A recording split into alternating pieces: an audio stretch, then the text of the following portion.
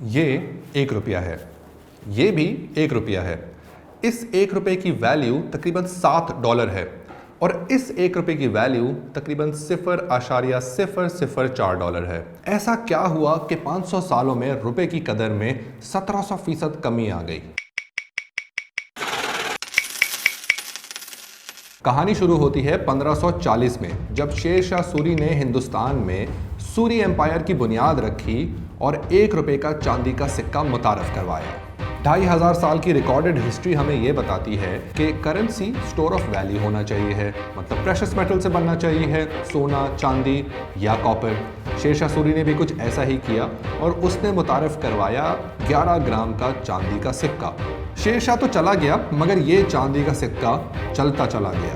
جب باری آئی مغل شہنشاہ اکبر کی تو اس کو یہ 11 گرام والے چاندی کے سکے کا آئیڈیا اچھا لگا اور اس نے اپنے باپ دادا مطلب بابر اور ہمایوں کی 4.5 سے 5 گرام کی شاہرخی کو ترک کیا اور اسی 1 روپے کو آگے لے کے چلا اور 300 سال تک یہ سلسلہ جاری رہا۔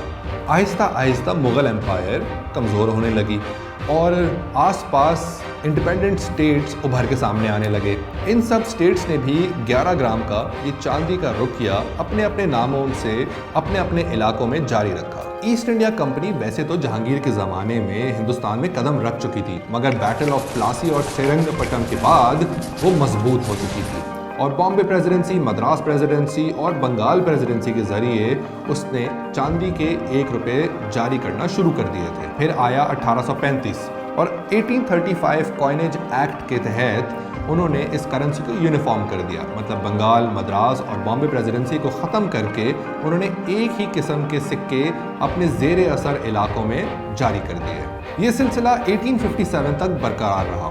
1857 میں ہوتی ہے وار آف انڈیپینڈنس، جس کے بعد انگریز سرکار آتی ہے اور ایسٹ انڈیا کمپنی کو سائڈ پہ کر کے براہ راست خود ہندوستان پہ حکومت کرنے لگتی ہے۔ انگریز سرکار کچھ پرنسلی سٹیٹس پہ مہربان ہوتی ہے اور ان کو بھی اجازت دے دی جاتی ہے کہ وہ اپنے علاقوں میں اپنے نام سے چاندی اور کاپر کے سکے جاری کر سکتے ہیں اور وہ بھی اس 11 گرام کے 1 روپے کے سکے کو جاری رکھتے ہیں۔ 1858 سے 1939 تک برٹش سرکار نے بھی 11 گرام کے یہ روپیے کنٹینیو رکھے مگر 1939 میں دوسری جنگ عظیم شروع ہوئی اور سلور ہو گیا شارٹ، تو انگریز سرکار نے 1939 سے 1945 تک روپے میں سلور کنٹینٹ آدھا کر دیا، مطلب کہ اب اس کی انٹرنسک ویلیو یا انفرادی ویلیو آج کے حساب سے $3.5 ہو گئی۔ اور پھر آیا 1944 میں ایک اگریمنٹ طے پایا جسے آج ہم بریٹن ووڈز اگریمنٹ کے نام سے جانتے ہیں۔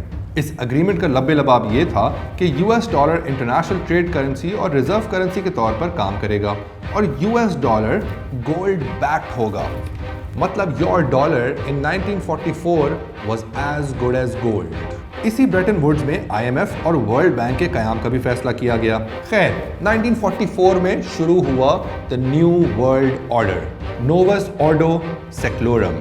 خیر coming back to the rupee، 1945 میں برٹش سرکار نے 1 روپے کے سکے میں سلور کنٹینٹ کر دیا 0، مطلب ختم، اور 1946 سے 47 تک 1 روپے کا سکہ نکل کا بننے لگا، مطلب اس کی انٹرنسک ویلیو آج کے حساب سے $0.2 ہے۔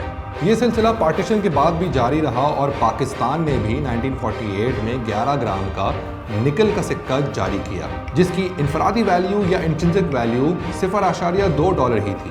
آہستہ آہستہ لوگوں نے پیپر کرنسی کو ایکسیپٹ کرنا شروع کر دیا اور ڈالر انٹرنیشنل ٹریڈ کرنسی کے طور پر اور ریزرو کرنسی کے طور پر ابھر کے سامنے آیا۔ سب کچھ اچھا چلتا رہا 27 سال تک، 1971 تک۔ 1971 میں امریکن پریزیڈنٹ رچرڈ نکسن نے اعلان کیا I have directed Secretary Connally to suspend temporarily the convertibility of the dollar into gold or other reserve assets except in amounts and conditions determined to be in the interest of monetary stability and in the best interest of the United States. مطلب 1971 میں your dollar was not as good as gold. اور یوں آغاز ہوتا ہے fiat currency کا. ان کاغذ کے ٹکڑوں کی کوئی انٹرنسک ویلیو نہیں رہی, مطلب یہ کسی کموڈٹی کے ساتھ بیک یا لنکڈ نہیں رہے. اب ان کی ہوتی ہے پرسیوڈ ویلیو اور ان کا انحصار ہوتا ہے ڈیمانڈ اینڈ سپلائی پہ.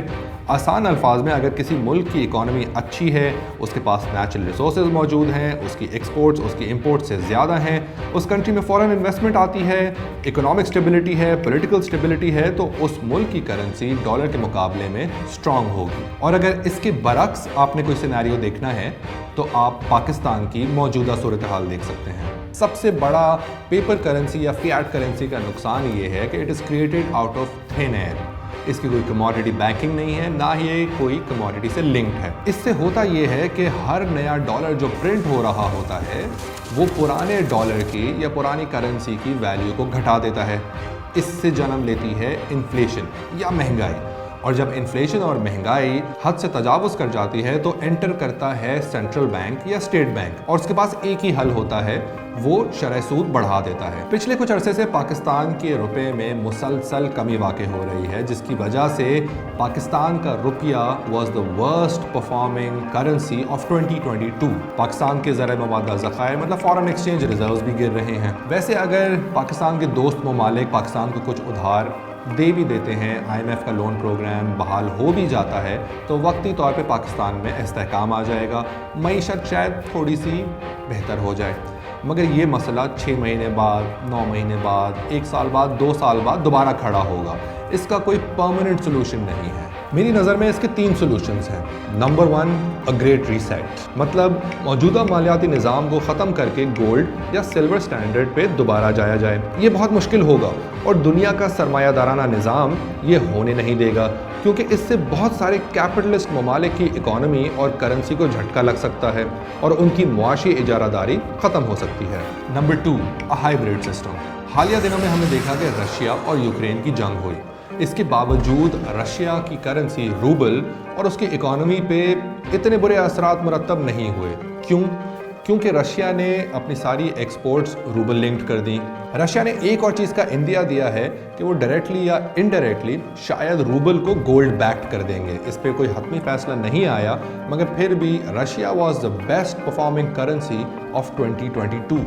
زمبابوے ایک اور افریقن کنٹری ہے جو کہ کئی دہائیوں سے, کئی سالوں سے ہائپر انفلیشن کا شکار ہے. مطلب زمبابوے کا ڈالر اتنا گر چکا ہے کہ ایک ٹائم پہ سینٹرل بینک کو 1 ارب زمبابوے ڈالر کا نوٹ جاری کرنا پڑا. زمبابوے نے ایک گولڈ کوائن جاری کیا ہے, اور یہ گولڈ کوائن اس لیے جاری کیا گیا ہے تاکہ ایک عام آدمی انفلیشن کو ٹیکل کر سکے اور اس کے پاس ایک ہیج موجود ہو کہ اگر پیپر کرنسی اپنی ویلیو کھو بھی رہی ہے تو وہ یہ گولڈ کوائن کو آگے جا کے استعمال کر سکے گا. اس کا ایک اور حل ہے بٹ کوائن. بٹ کوائن کا آئیڈیا تو بہت اچھا ہے. جیسے سلور اور گولڈ کو مائن کیا جاتا ہے, اسی طرح بٹ کوائن کو کمپلیکس الگوریتھم سالو کر کے مائن کیا جاتا ہے. اور بٹ کوائن کی ٹوٹل کوانٹٹی فائنائٹ ہے, مطلب کوئی بھی آ کر بٹ کوائن کو پرنٹ نہیں کر سکے گا اور ڈپلیکیٹ نہیں کر سکے گا. مگر بٹ کوائن کا کنٹرول کسی ایک ملک یا حکومت یا سینٹرل بینک کے پاس نہیں ہوگا, جس سے بہت سارے سینٹرل بینکرز اور پولیٹیشنز اس سے گھبراتے ہیں اور اس کو اپنے ملک میں بین کر دیتے ہیں. آپ کو کیا لگتا ہے کہ اس نظام کو بہتر کیسے بنایا جا سکتا ہے؟ کیا ہم گولڈ اور سلور کی طرف دوبارہ چلے جائیں یا بٹ کوائن کو اڈاپٹ کر لیں؟ اپنی سجیشن سے ہمیں آگاہ کریں نیچے کامنٹس میں.